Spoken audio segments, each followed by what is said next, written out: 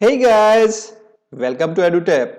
I hope each of you is happy, healthy, and fine, taking very good care of yourself. I'm your mentor Veer, and guys, we at EduTap are coming with this new series, especially focusing on the government scheme. So, guys, without wasting any time, let me tell you what this is all about and why a special series on government schemes. So guys, the first question is about what this series is all about. Guys, this series is about a number of video lectures that we're gonna cover up, covering the schemes that have been launched in the current financial year, as well as the schemes that have been launched in the previous years, but every now and then they find their mention in the daily newses. So they automatically becomes important from our exam point of view. And the next question, guys, that might be coming into your mind is why a special series focusing on the government schemes? The answer lies behind the analysis of the phase 2 paper of RBI as well as the NABARD, guys. If we analyze the previous year paper of RBI and NABARD, we can easily say that questions worth of 15 to 20 marks in case of RBI and 20 to 25 marks in case of NABARD were asked directly from the government scheme section, guys. And we cannot ignore the fact that questions have already been asked from this section in the phase 1 as well, guys. So guys, this is not a definite number. The number can go on the higher side as well as on the lower side, but schemes form a major chunk of our syllabus, especially from the phase 2 point of view. So guys, without wasting any time, let's start with our first scheme. So guys, before telling you the scheme, I would like to tell you a small story regarding the scheme so that you can relate the scheme in a much better way, and in the meantime give you the opportunity to guess what the scheme we're going to cover up today. So our story starts with a politician in the state of Tamil Nadu who went on a small village trip and saw a lot of children who were working in the fields taking care of their animals. So he called one of the boy and asked him, "Why aren't you going to the school?" So the interesting reply that the boy has given him is, "If I go to the school, I won't be able to get the food. So if you will provide me the food, I will go to the school." I hope guys now you can guess the scheme that we're going to cover up today. Yes, the scheme that we're going to cover up today is the midday meal scheme. So guys, let's start with our introduction to the midday meal scheme. Guys, the scheme was introduced, or we can say the launched in the year of 1995, and at the time of launching its name was National Program of Nutritional Support to Primary Education. Guys, when we are saying the primary education, that means at the time of launch it was only for from students from the class 1st to 5th. So at the time of the launch, the scheme was covering only the students who were going into the class from 1st to 5th, and the scheme is under the Ministry of HRD. And within the HRD ministry, it is the Department of School Education and Literacy who is responsible for the implementation of the scheme. So the three important questions that can be framed from the introduction, or that can be asked from the introduction itself, is the launching year of the scheme comes under which ministry, and at the time of the launch what was the name of the scheme, and the classes and the students it was covering up. So guys, this is about the introduction to the scheme. Now we will talk about the objectives. So guys, coming to the objectives are really crucial from our exam point of view. If we analyze the previous year paper of RBI as well as NABARD, direct questions have been asked from the objective section, like what is the objective of this scheme and that scheme. So guys, coming to the objectives of midday meal scheme, the primary objective is to improve the nutritional status of children in the classes from 1st to 8th who are studying in the government schools, local body schools, government aided schools, or the schools which are under the education guarantee scheme. The example could be madrasas as well as alternative and innovative education centers. So this is the primary objective of the midday meal scheme. Now the secondary objective is encouraging poor children to attend schools more regularly. So guys, if you remember our story that I told you while before starting the scheme, that the boy was saying, "If you will provide me the food, I will go to the school." So this is the objective, to encourage the poor children to come to the school. And the third objective is providing nutritional support to children of primary stage in the drought affected areas. Primary stage means from class 1st to 5th.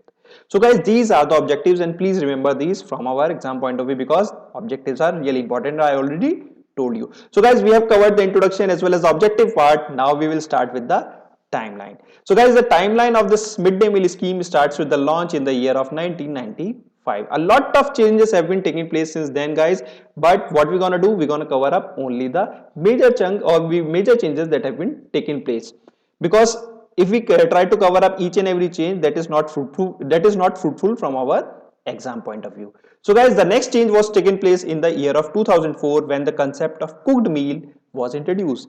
So guys, from the year 2004, the concept of providing cooked meal in the school premises was introduced. Before that, some states were providing allowances and some were providing food, but this has become a uniform norm from the year of 2004. The next big change came into the picture in the year of 2007. Guys, if you remember that at the time of launching in the year of 1995, the scheme covers only the students who are in the class from 1st to 5th. But from the year 2007, the scheme has been further revised to cover children in the upper primary level as well. So now it is covering from class 1st to 8th. So guys, after 2007, a lot of changes have taken place, a lot of rules were notified, but the current rules that are being governing the current midday meal scheme are the rules that have been notified in the year of 2015. So we will see now what are the rules that are covering the current midday meal scheme. So guys, according to the rules of 2015, the place of serving the meals to the children shall be school only. So there are you will provide the food only within the school premises.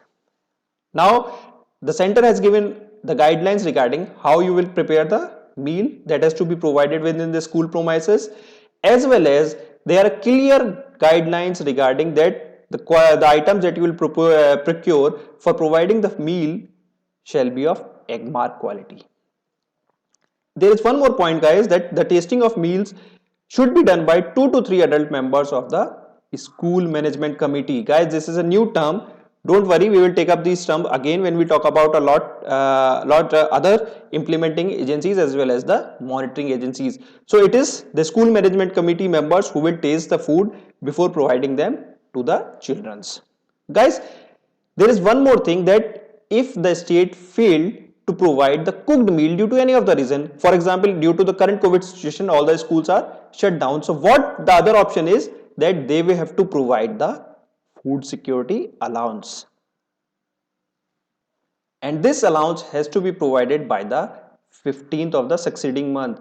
So guys, if the school is closed due to any of the reason, like the current pandemic situation, the states have to provide the food security allowance. So guys, these are the rules that are governing the current midday meal scheme.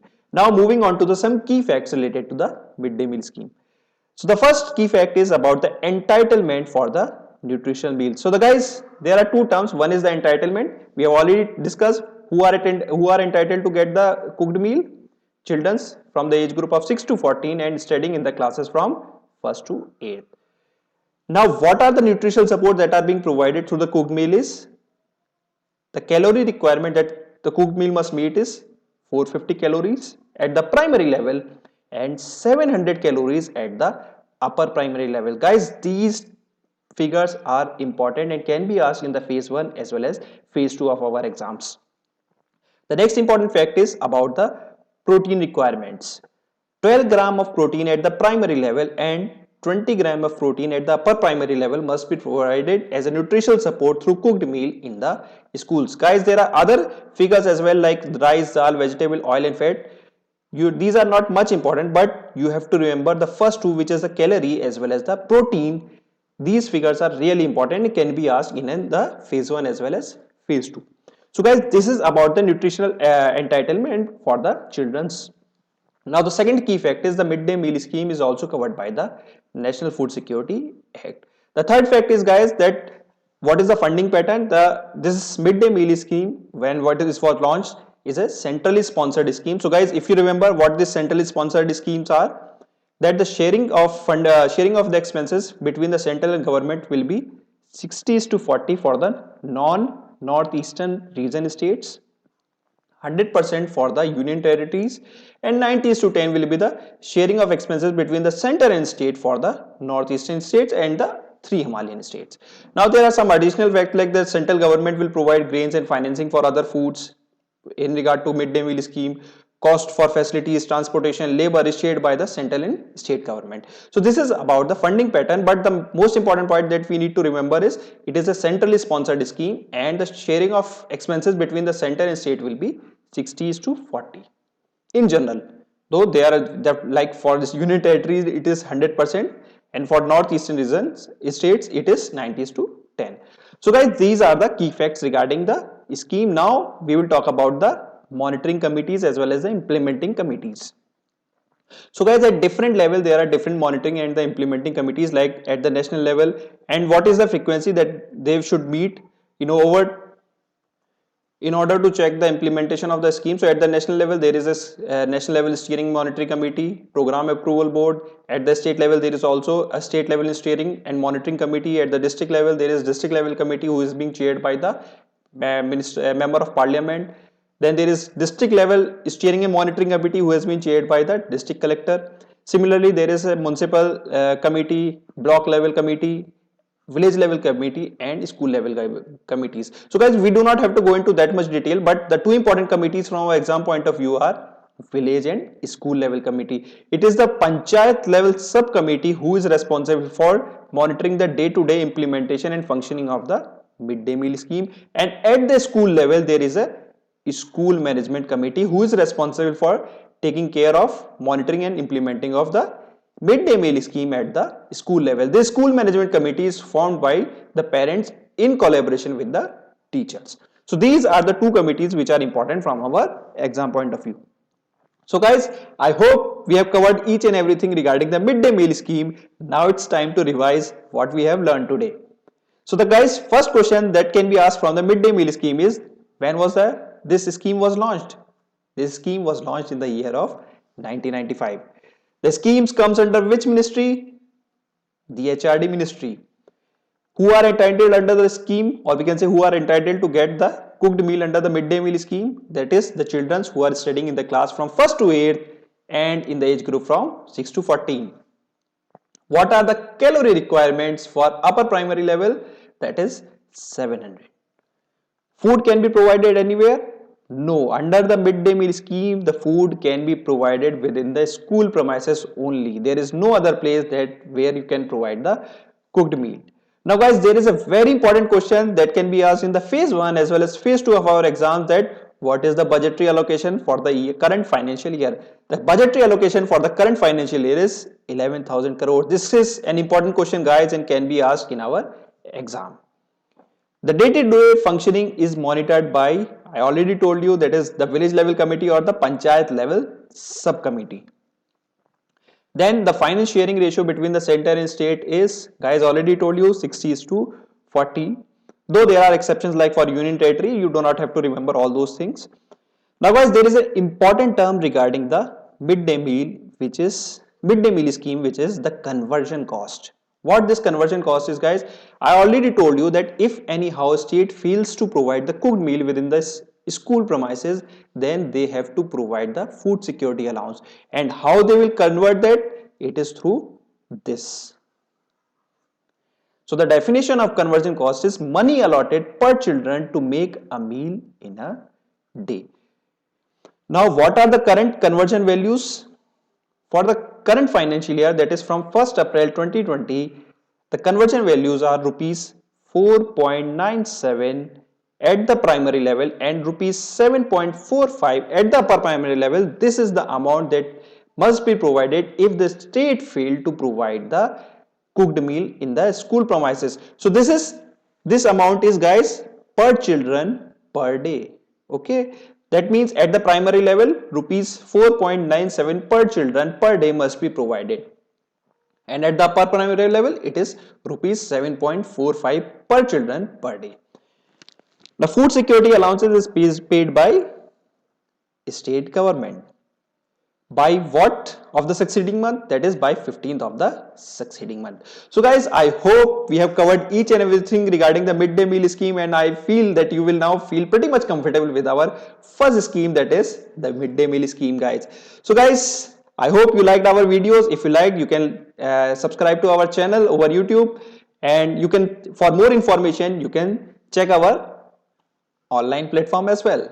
So guys, this is all from my side regarding the first scheme. In the next video, we'll come up with some another important scheme from our exam point of view. Till then, I'm your mentor Veer, signing off.